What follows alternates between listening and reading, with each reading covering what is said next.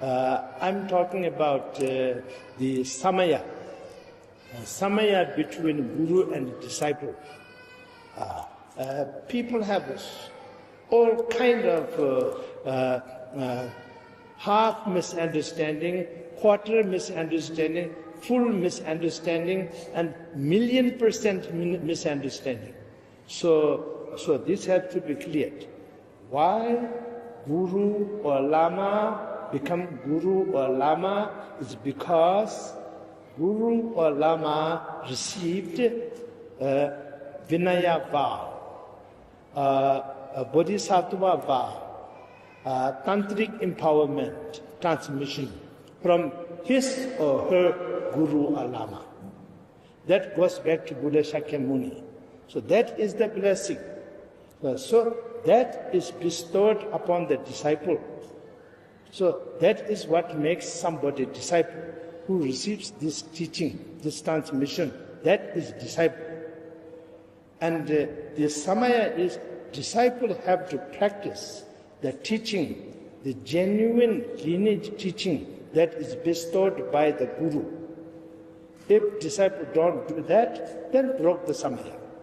Very simple.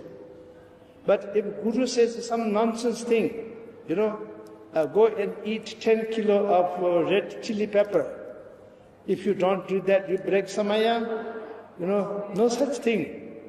You should not eat even one chili, because it will upset your stomach. Yeah. So Guru say anything, regardless of anything, if you don't listen, you break Samaya. That is absolute nonsense. That is, I describe that as taking advantage of people. There's no such thing. Guru become Guru because of the lineage and the teaching. Disciple become disciple because of the lineage and teaching. So that teaching has to be practiced. If you don't want to practice, you just want to learn as an intellectual collection, intellectual curiosity collection, like a PhD, a thesis, this kind of thing, that's okay.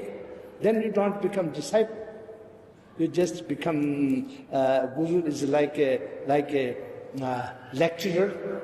You become like a student, not a disciple.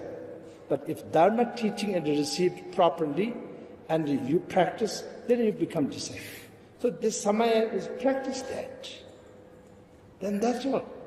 So this very simple thing, very practical thing, very common sense thing should not be complicated by some kind of imaginative or some kind of hallucination or some kind of, let's say, like mental issue, not truly understanding a deception, a delusion, not like that. So this is very important, okay? I'm saying His Holiness Dalai Lama is reaching 90 years of age.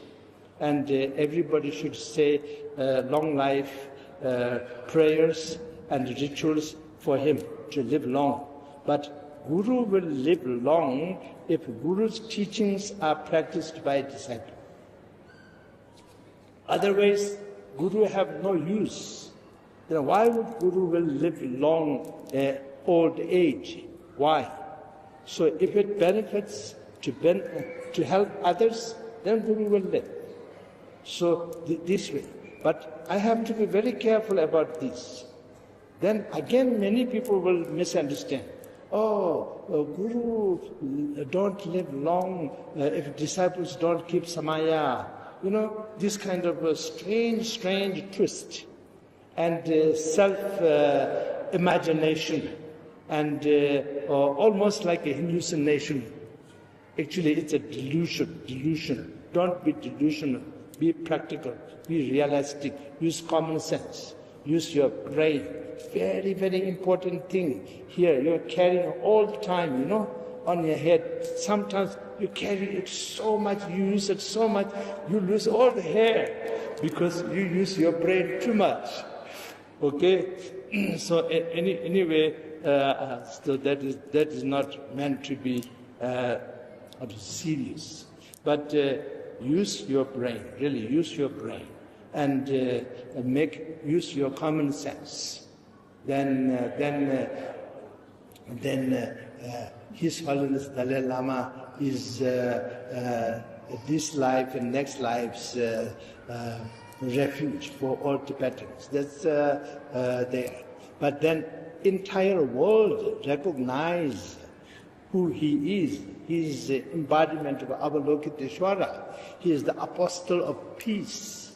So that way, how longer he lived, it is very good for the entire humanity, for the entire universe. But on this earth, yes, definitely. And he is now reaching 90, and he already got visions and prophecies from Mahakali that he will live up to 113 or 115.